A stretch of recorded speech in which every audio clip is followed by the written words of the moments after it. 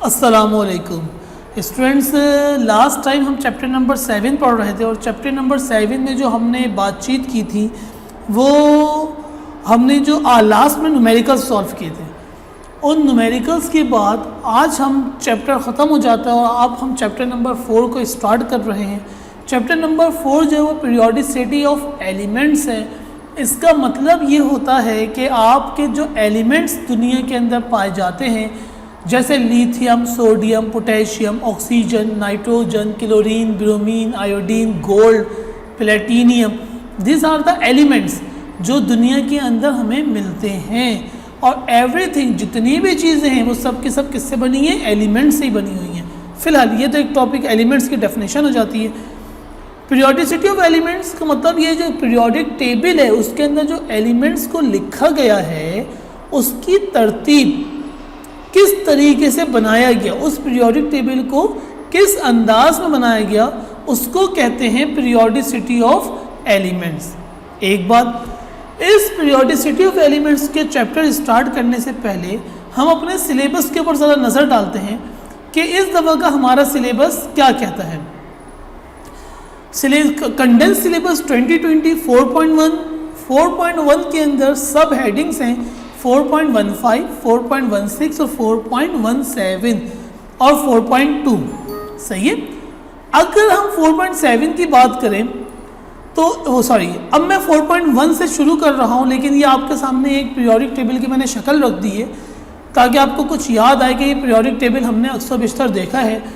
देखो बेटा, इसके अंदर दो चीज़ें मैं आपको बताता चलूँ। ये मुख्तलिफ कलर्स हुए हैं, हर कलर रिप्रेजेंटेशन है। कुछ कलर मेटल्स को रिप्रेजेंट कर रहा है, कुछ नॉन मेटल्स को, कुछ तो इसलिए जैसे हमारा पीरियोडिक टेबल जब ख़त्म होगा तो फिर आपको ये ज़्यादा अच्छे से बात समझ में आएगी। अच्छा जी, सबसे पहले बात करते हैं क्लासिफिकेशन ऑफ एलिमेंट्स। जब आप अपना चैप्टर नंबर 9 देखेंगे तो सबसे पहले क्लासिफिकेशन ऑफ एलिमेंट्स की हेडिंग है 4.1, the arrangement of elements in their blocks, groups and periods according to similarities in the properties is called classification of elements। जो पीरियोडिक टेबल के अंदर एलिमेंट्स को एक साथ रखा गया तो तीन चीज़ों में उसको तोड़ा गया। एक पीरियोडिक टेबल के अंदर मैं और आसान कर देता हूँ। देखो बेटा, कोई मुझसे ये बोले कि अमेरिका से कोई मेरे घर पे लेटर भेजे कि भाई ये सर फहद के घर पे पहुँचना है, तो क्या वो मेरे घर पे आएगा? कभी भी नहीं आएगा। अगर अमेरिका वाला TCS करो लिख के पाकिस्तान में सर फहद को दे देना, जब भी नहीं आएगा। अगर कोई ये कहे कि पाकिस्तान में कराची में सर फहद को दे देना, जब भी नहीं पहुंचेगा। अगर कोई ये कहे अमेरिका से जो भेज रहा है वो कंप्लीट बताए पाकिस्तान में, TCS वाले को पाकिस्तान में, कराची में, नाज़िमाबाद में, ब्लॉक नंबर ये, हाउस नंबर ये, और वहाँ पे सर फहद होंगे उनको दे देना, तो भाई मेरे घर पे पहुंचेगा, वरना नहीं पहुंच सकता था। बिल्कुल इसी तरीके से क्लासिफिकेशन ऑफ एलिमेंट्स में तीन चीज़ों का पता होना ज़रूरी है। एक कहलाता है block, S block, P block, D block, group और पीरियड। सही है।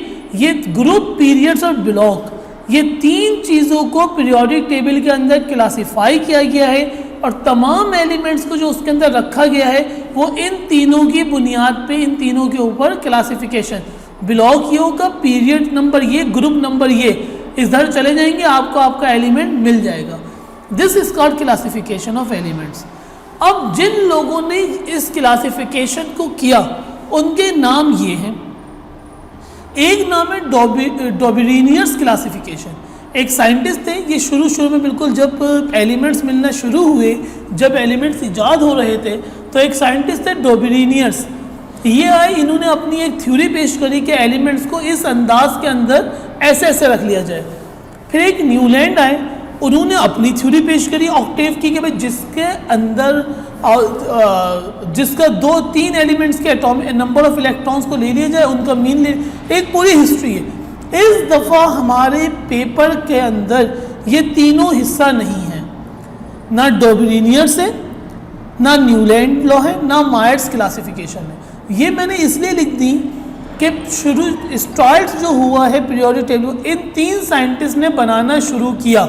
सही है, मुख्तलिफ साइंटिस्ट तजुर्बे करते गए, अब वो तजुर्बे जो है वो फेल होते गए, और जैसे जैसे वो तजुर्बे फेल होते गए नया साइंटिस्ट आया, उसने उसकी ईजाद की, उसने उसके अंदर और मॉडिफिकेशन की।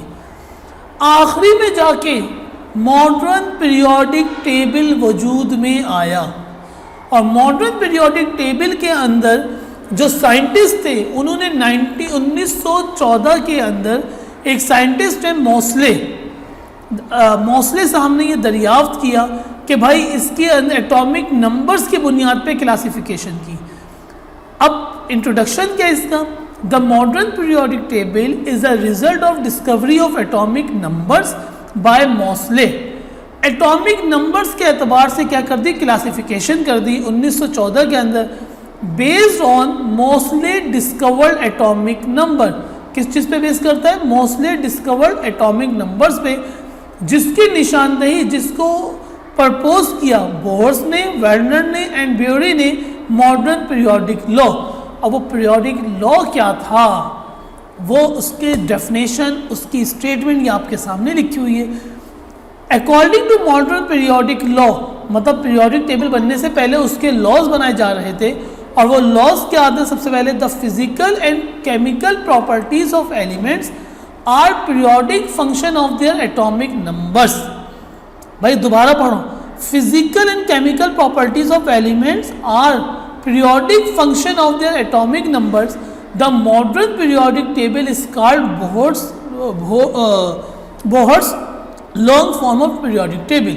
देखो भाई, मॉडर्न पीरियोडिक लॉ क्या था? फिजिकल और केमिकल प्रॉपर्टीज। फिजिकल मीन्स देखने में, फिजिकल का मतलब होता है जो फिजिकली तौर पे नजर आ रही हो कोई चीज़, और केमिकल मीन्स केमिकली तौर पे, मतलब एक लिथियम है, सोडियम है, पोटेशियम है, ये लिथियम क्लोराइड ले लो, सोडियम, नमक आपने पानी में डिसॉल्व किया, NaCl को हम पानी में डिसॉल्व कर दें, सही, उसकी कुछ प्रॉपर्टीज होंगी। नमक जाके वहाँ पे जाके ख़त्म, हमने सॉलिड चीज़ डाली, वो लिक्विड में डिसॉल्व हुई, इट्स एंड, वो हमें नजर ही नहीं आ रही अब। It means it is a some chemical reaction occur in the glass, कुछ केमिकल रिएक्शन हुआ है, सही है। तो ऐसी चीज़ें, ऐसे एलिमेंट्स जिनकी फिजिकल और केमिकल प्रॉपर्टीज तकरीबन प्रॉपर्टीज सेम थी, करीब करीब थी, उनके एटॉमिक नंबर भी करीब करीब थे और लाइन से थे, सही है। अब एटॉमिक नंबर होता क्या है? What is atomic number? Atomic number कहते हैं नंबर ऑफ इलेक्ट्रॉन्स, कि किसी एलिमेंट्स के अंदर कितने इलेक्ट्रॉन्स मौजूद हैं, सही है। जितने नंबर ऑफ इलेक्ट्रॉन्स थे उतना ही उसका एटॉमिक नंबर रख दिया हमने। अब हम आगे आपको समझाते हैं। देखो बेटा, सबसे पहले डिस्कवरी ऑफ इलेक्ट्रॉन हुई कि एक मिसाल के तौर पर मैंने सोडियम ले लिया या पोटेशियम ले लिया, या मैंने कोई भी पीरियोडिक टेबल में से एक एलिमेंट उठा लिया, उस एलिमेंट को मैंने देखा तो मुझे पता चला कि इसके अंदर 10 इलेक्ट्रॉन है, इसके अंदर 11 इलेक्ट्रॉन है, इसके अंदर 12 इलेक्ट्रॉन है, इसके अंदर 15 इलेक्ट्रॉन है। ये जो इलेक्ट्रॉन्स मिलना शुरू हुए तो हमने अपने सारे एलिमेंट्स को उसके एतबार से, भाई नंबर ऑफ इलेक्ट्रॉन्स के एतबार से बराबर बराबर में रखना शुरू कर दिया। अब मैं आपको बात समझाऊं क्या हुआ। एक रूम है, एक साइंटिस्ट गया, उसने पहाड़ से पोटेशियम लिया और लेकर आ गया। दूसरा साइंटिस्ट गया, उसने बोला भाई ये चीज़ है। तीसरा साइंटिस्ट गया, इन सब ने एक रूम के अंदर सारे केमिकल्स को जमा कर लिया। अब सोचने की बात यह है ना कि भाई अब कोई नया बंदा आएगा तो उसको कैसे पता चलेगा? वो तो बेचारा पूरा कमरा ढूंढता रहेगा, 102 107 एलिमेंट्स, उनको देखना आसान काम थोड़ी नहीं है। तो ज़रूरत इस बात की थी कि इन सारे एलिमेंट्स को तरतीब से रख दिया जाए। अगर तरतीब से रख देंगे तो हमारे लिए आसानी हो जाएगी। तो साइंटिस्ट ने इसके ऊपर बड़ी जद्दोजहद करी, बहुत मालूमात ली, तो आखिरी में इलेक्ट्रॉन्स की डिस्कवरी हुई और पता ये चला कि हर किसी के इलेक्ट्रॉन्स के एतबार से उनको क्या करते हैं, अलग अलग करते हैं। तो पहला शेल्फ बनाया, 7 शेल्फ बना दिए। पहले शेल्फ पे जिसका इलेक्ट्रॉन एक था वो आ गया, दूसरे पे दूसरा आ गया, तीसरे पे तीसरा आ गया, चौथे पे इस तरीके से लगते चले जाए। जब 7वां इलेक्ट्रॉन आया और जब 8वां रखने की ज़रूरत आई तो पता ये चला कि भाई इसकी प्रॉपर्टीज़ तो पहले वाले से सेम हो रही हैं, तो उसको कंटिन्यूटी में आगे ले जाने के बजाय, आगे नहीं लेके जा रहे, बल्कि उसको क्या किया, जब फिजिकल और केमिकल प्रॉपर्टीज सेम होना शुरू हुई तो उसको दोबारा से उसके नीचे ही लगा दिया। अब देखो बेटा, फॉर एग्जाम्पल हाइड्रोजन और हीलियम की मैं बात नहीं कर रहा, मैं बात शुरू कर रहा हूँ लिथियम से। लिथियम का एटॉमिक नंबर है 3, मतलब इस लिथियम के अंदर इलेक्ट्रॉन्स कितने, 3, तो इसको पहली लाइन में रख दिया। बेरियम, बेरिलियम के अंदर कितने भाई, 4, उसके बराबर में लिख दिया। बोरोन के अंदर कितने, 5, उसके बराबर में रख दिया। इस तरीके से आगे रखते रखते गए, जब 10वां रखा और 10वें के बाद 11 को देखा तो लिथियम और सोडियम इन दोनों की फिजिकल प्रॉपर्टीज और केमिकल प्रॉपर्टीज सेम थी, तो हम उसको 10 के आगे नहीं लगाया, बल्कि क्या किया, 3 के नीचे रख दिया। अब फिजिकल मॉडर्न पीरियोडिक टेबल में एटॉमिक नंबर को भी फॉलो किया है और फिजिकल और केमिकल प्रॉपर्टीज को भी फॉलो किया है। अब आप देख सकते हैं कि यहाँ पे जो नंबर ऑफ इलेक्ट्रॉन्स चल रहे हैं, यहाँ पे जो नंबर ऑफ इलेक्ट्रॉन्स चल रहे हैं 11, 12, 13, 14, 15, 16, 17, 18, 19, 20, 21 से लेकर 30 तक ये सेक्शन बी होता है, बी ब्लॉक एलिमेंट्स। ये ए ब्लॉक है, ये वाला दरमियान वाला बी होता है, दिखाऊंगा मैं इसको आपको थोड़ी देर बाद। मतलब 21 से 30 तक बी में आ गए, फिर 31, 32, 33, तो ये सारे एटॉमिक नंबर्स को जो सेट किया गया है, पीरियोडिक टेबल जो बना हुआ है, फिजिकल एंड केमिकल प्रॉपर्टीज को भी सामने रखा गया और एटॉमिक नंबर्स को भी सामने रखा गया। अच्छा जी, इसके बाद हम बात करते हैं इसके फीचर्स क्या हैं, salient features of modern periodic table. इससे क्या क्या बातें मॉडर्न पीरियोडिक टेबल हम पढ़ने जा रहे हैं, तो हमें इससे क्या चीज़ें पता चलती हैं मॉडर्न पीरियोडिक टेबल में। The modern periodic table contains 7 horizontal Ross, 7 horizontal Ross होती हैं called periods and 16 vertical columns called groups. अब मैं इसको आपको थोड़ी देर में बल्कि मैं इसको पहले दिखा देता हूँ। ये शुरू वाली स्लाइड्स में, ये आ गई शुरू वाली स्लाइड।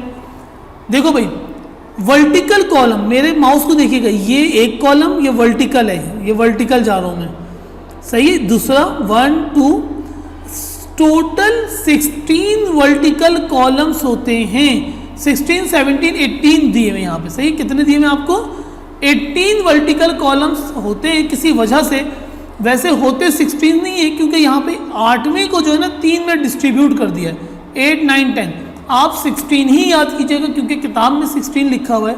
16 वर्टिकल कॉलम्स होते हैं और 7 रॉस होते हैं, 7 रॉस हैं, 7 हॉरिजेंटल, 1, 2, 3, ये देखिए माउस को देखिएगा आप, ये जैसे चल रहा है, ये हॉरिजेंटल है, इसको कहते हैं पीरियड। और अगर मैं वर्टिकल आऊँ तो इसको क्या कहते हैं, ग्रुप कहते हैं, सही है भाई। तो ये बात अभी हमने डिस्कस कर ली। दूसरा पॉइंट है, the atomic number is related to the number of the proton in an atom. Atomic number जो होता है वो नंबर ऑफ प्रोटॉन को भी रिप्रेजेंट करता है। नंबर ऑफ प्रोटॉन का ये नंबर ऑफ इलेक्ट्रॉन्स का है, जितने नंबर ऑफ इलेक्ट्रॉन्स होते हैं उतने ही नंबर ऑफ प्रोटॉन्स होते हैं, बात एक ही है, सही है, इन an atom. So periodicity of properties is due to the recurrence of similar valence shell configuration of the next element in the same group। एक चीज होती है कॉन्फ़िगरेशन, कॉन्फ़िगरेशन कहते हैं एड्रेस को। तो हर 7वें के बाद जो इलेक्ट्रॉनिक कॉन्फ़िगरेशन है, जो उसका एड्रेस है, वैलेंस शेल का जो एड्रेस होता है वो सेम होता है। इस सेकंड वाले जुमले का मतलब ये है, सही। अब इंशाल्लाह जब नेक्स्ट क्लास में बात करेंगे तो आपको इंशाल्लाह और इसकी डिटेल बताएंगे। अभी तक के लिए इतना ही है, और आप लोगों के पास नोट्स होंगे तो नोट्स में से मॉडर्न पीरियोडिक टेबल तो याद करना, उसके शुरू की चीज़ें याद नहीं करनी, डोनियर्स, मौसले, ये सारी चीज़ें याद नहीं करनी। अस्सलाम वालेकुम। नेक्स्ट क्लास में इंशाल्लाह मुलाकात होगी आप लोगों से। अस्सलाम वालेकुम।